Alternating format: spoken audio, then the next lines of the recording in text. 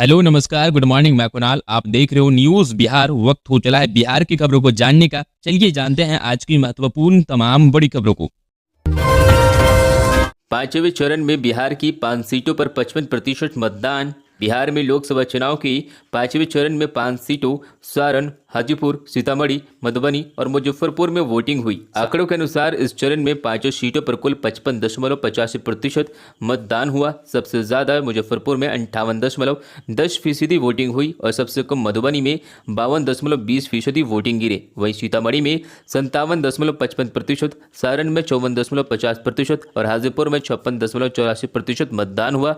निर्वाचन पदाधिकारी S N Srivastava के मुताबिक मुजफ्फरपुर में गायघाट और ओराई के 2 बूथों पर विकास नहीं होने का कारण बताकर मतदान का बहिष्कार किया गया। उन्होंने बताया कि मतदान शांतिपूर्ण तरीके से संपन्न हो गया। इस मौके पर अपर पुलिस महानिदेशक मुख्यालय जितेंद्र सिंह गंगवार ने बताया कि मतदान के दौरान 40 लोगों को गिरफ्तार किया गया। पांचवें चरण में कई दिग्गजों की साख दांव पर लगी है। इस दौरान एलजेपीआर के राष्ट्रीय अध्यक्ष चिराग पासवान, पूर्व केंद्रीय मंत्री राजीव प्रताप रूडी व अली अशरफ फातिमी, बिहार विधान परिषद के सभापति देवेश चंद्र ठाकुर, राजद अध्यक्ष लालू प्रसाद की पुत्री रोहिणी आचार्य सरीखे उम्मीदवारों की अग्नि परीक्षा है। मतदान के 48 घंटे पूर्व सीतामढ़ी एवं मधुबनी संसदीय क्षेत्रों में नेपाल से सटी अंतर्राष्ट्रीय सीमा सील कर दिया गया था। छपरा के तेलपा में पोलिंग बूथ पर आरजेडी प्रत्याशी रोहिणी आचार्य के बार आने से बीजेपी लोगों ने हंगामा कर दिया।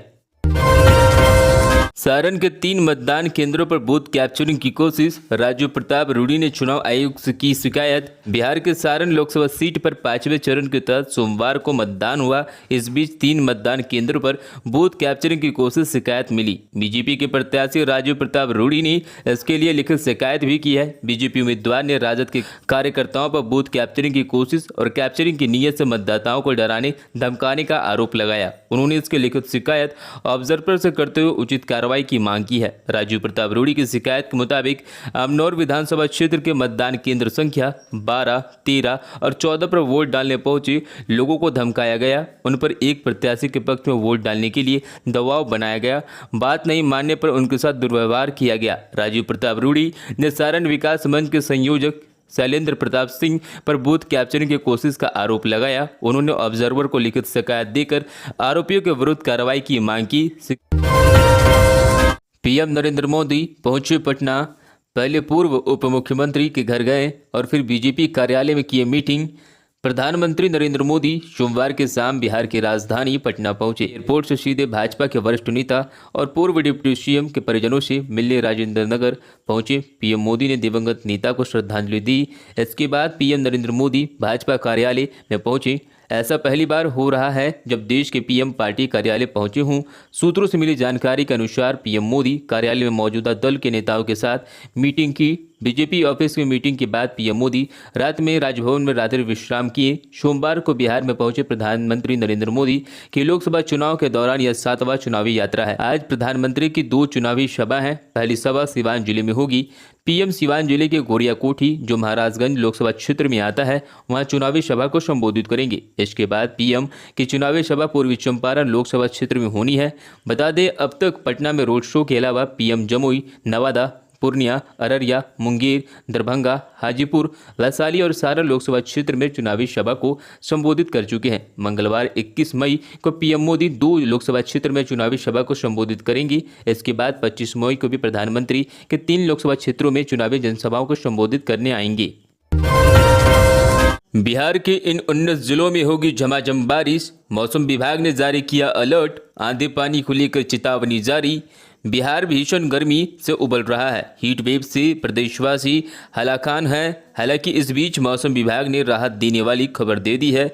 मौसम विभाग के मुताबिक 23 मई 2024 तक विभिन्न क्षेत्रों में 1 सप्ताह तक मौसम में तब्दीली देखने को मिलेगी। मौसम विभाग के मुताबिक बिहार के दक्षिण पूर्वी भाग से होते हुए तराई वाले 16 जिलों में 1-2 स्थानों पर बारिश होने की संभावना है। वहीं पटना सहित प्रदेश के शेष भाग में उमस भरी गर्मी रहेगी। पिछले कुछ दिनों से नमीयुक्त पूर्वा और नमीयुक्त पछुआ का प्रभाव जारी है। मौसम विभाग के अनुसार बिहार के दक्षिण पूर्वी भाग के भागलपुर, बांका, पूर्णिया, मधेपुरा, कटिहार, मधुबनी, पूर्वी चंपारण, पश्चिमी चंपारण, शिवहर, सीतामढ़ी, अररिया, किशनगंज, मधुबनी, सुपौल के साथ मुजफ्फरपुर, वैशाली जिले में बारिश हो सकती है।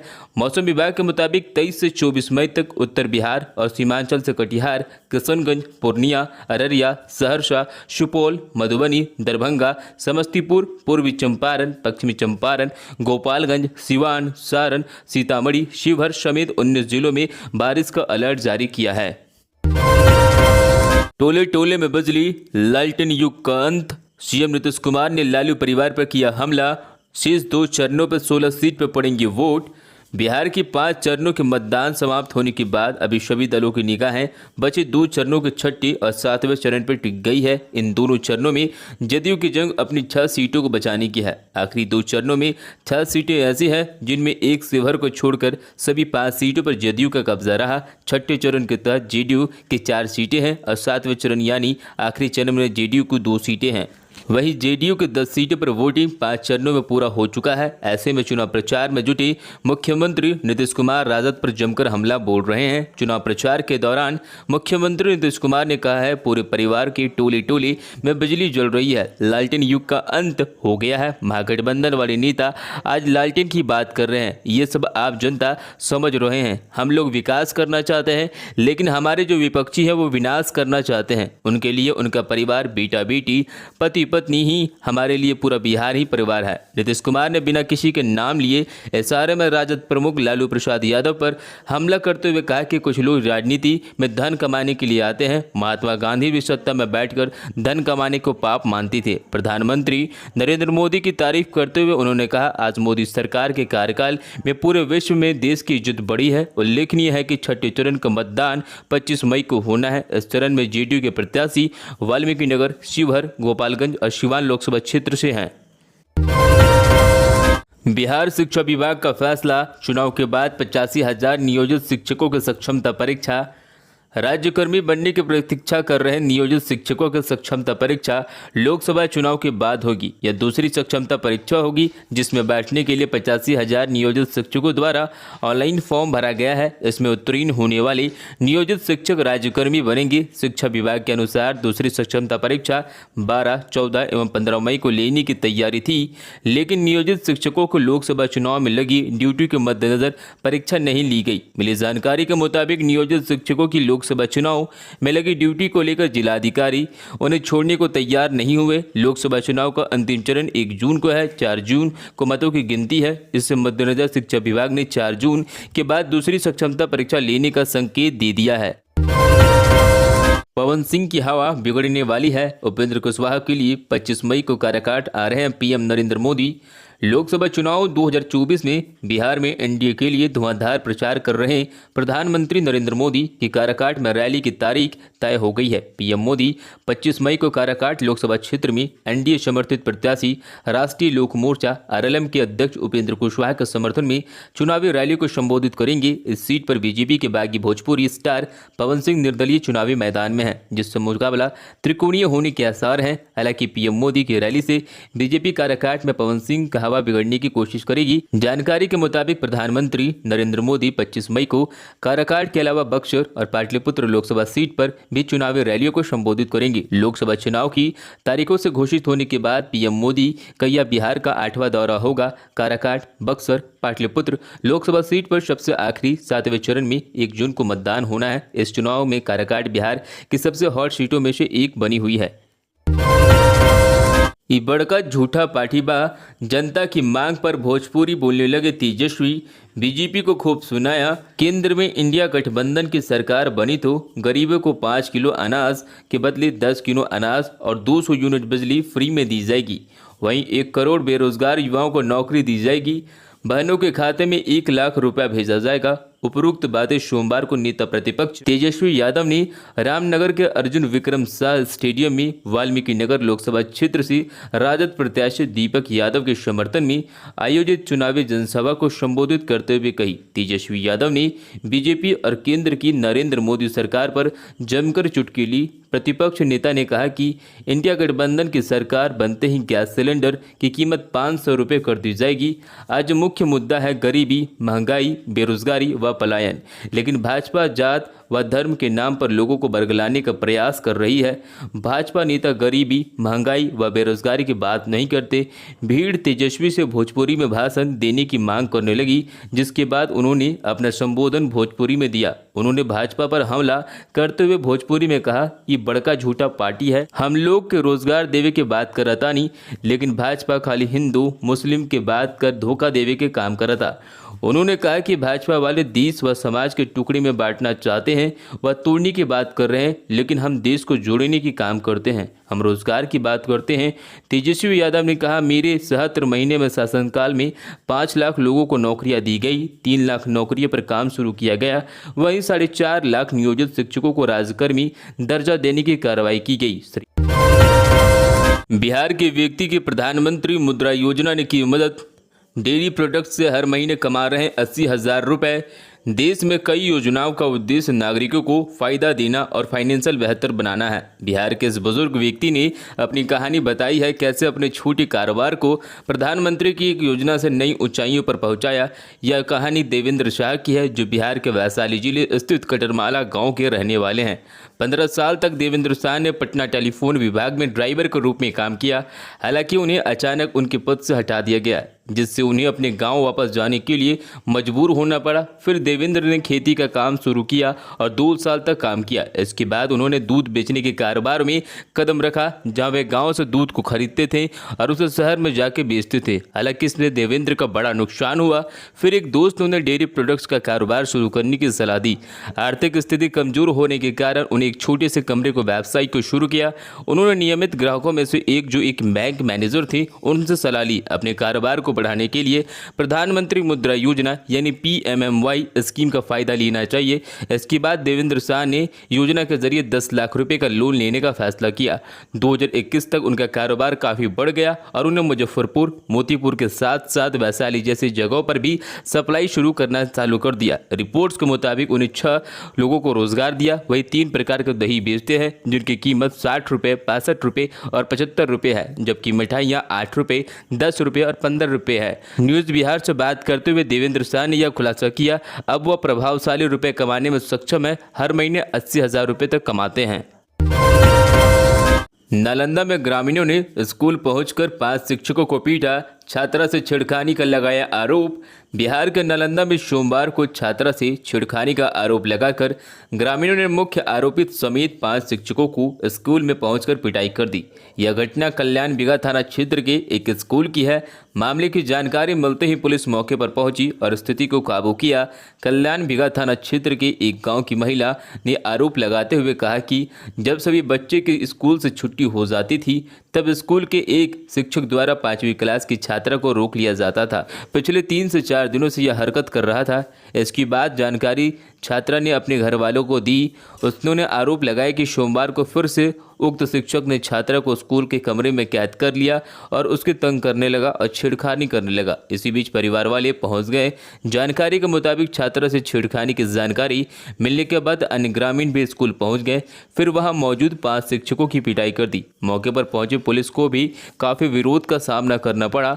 इसके बाद ग्रामीण कल्याण बिगा थाना शिकायत करने पहुंची। इस बीच पुलिस ने उनकी नोकझोंक भी हो गई। वहीं आरोपी शिक्षक ने कहा कि उनके ऊपर लड़की छेड़खानी करने का आरोप लगाकर ग्रामीणों ने उसकी पिटाई कर दी, जबकि उन्होंने कुछ भी नहीं किया है। अचानक ग्रामीण स्कूल पहुंच गए और उनकी पिटाई शुरू कर दी। बीच बचाव करने आए अन्य शिक्षकों के साथ ग्रामीणों ने हाथापाई कर दी। इधर कल्याण बिगा थाना क्षेत्र के अध्यक्ष विकास कुमार ने बताया कि स्कूल के शिक्षक पर छेड़खानी का आरोप लगाकर ग्रामीणों ने स्कूल में मौजूदा शिक्षकों के साथ मारपीट कर दी। इस घटना में एक शिक्षक गंभीर रूप से जख्मी हो गए। फिलहाल पुलिस अभिरक्षा में आरोपी शिक्षक का इलाज कराया जा रहा है। पीड़िता अपने परिवार के साथ महिला थाना में शिकायत दर्ज कर दी। मुकेश सहनी की पार्टी के उम्मीदवार का चुनाव प्रचार करने पहुंचे तेजस्वी लेडीज पर्स की जगह लालटेन पर बटन दबाने की करने लगे अपील। आगामी 25 मई को पूर्वी चंपारण में चुनाव के 6ठे चरण में मतदान होना है। इसके लेकर प्रचार अभियान तेज हो गया है। इसी क्रम में तेजस्वी यादव और मुकेश सहनी पूर्वी चंपारण के तेतरिया प्रखंड में चुनावी जनसभा को संबोधित करने पहुंचे। तेजस्वी यादव महागठबंधन के साथ मुकेश सहनी की पार्टी विकासशील इंसान पार्टी VIP के पूर्वी चंपारण के उम्मीदवार राजेश कुशवाहा के पक्ष में चुनाव प्रचार करने पहुंचे थे। मुकेश सहनी की पार्टी का चुनाव चिन्ह लेडीज पर्स है, जबकि तेजस्वी यादव मन से लालटेन पर बटन दबाने की अपील करने लगे। तेजस्वी ने कहा कि बिहार की जनता महान जनता है, लगातार हम लोगों को आशीर्वाद देती है। इस बार बड़ा सोच विचार के हम लोगों को राजेश कुशवाहा जी को मोतिहारी से प्रत्याशी बनाया है। आप सब लोगों से अपील है कि लालटेन पर बटन दबाकर राजेश जी को विजय बनावे। इतना बोलते ही कार्यकर्ताओं ने कहा कि लालटेन नहीं लेडीज पर्स होगा, जिसके बाद उन्होंने सुधार करते हुए कहा कि लेडीज पर्स पर बटन दबाइएगा तब लालटेन भी जलेगा और महागठबंधन की इंडिया अलायंस की सरकार भी बनेगी। इस दौरान दोनों नेताओं ने महागठबंधन के प्रत्याशी डॉक्टर राजेश कुमार के पक्ष में वोट देने की अपील लोगों से की। सुपौल में रिश्तों का कत्ल, 1,60,000 की सुपारी देकर पिता ने कराई थी बेटी की हत्या, ऐसे खुला राज। बिहार के सुपौल जिले के जदिया थाना क्षेत्र के कोरियापट्टी पश्चिमी गांव में विगत 20 दिसंबर से लापता युवक की मिट्टी दफन कंकाल रविवार के देर शाम छातापुर थाना क्षेत्र इलाके से बरामद हुआ। कंकाल की बरामदगी के साथ ही पुलिस ने 6 माह पूर्व छातापुर थाना क्षेत्र के एक 20 वर्षीय युवक के अपहरण के मामले का भी खुलासा कर दिया है। सोमवार को त्रिवेणीगंज एसडीपीओ विपिन कुमार ने इसको लेकर छातापुर थाना में प्रेस कॉन्फ्रेंस की, जहां उन्होंने कई चौंकाने वाले खुलासे किए। एसडीपीओ ने बताया कि बीते 20 दिसंबर को जदिया थाना क्षेत्र के कोरियापट्टी निवासी भूपेंद्र यादव का बेटा नीतीश कुमार अचानक गायब हो गया था। इस मामले में लापता युवक नीतीश के पिता द्वारा छातापुर थाने में 24 दिसंबर को छातापुर निवासी एक व्यक्ति के खिलाफ प्राथमिकी दर्ज कराई गई थी।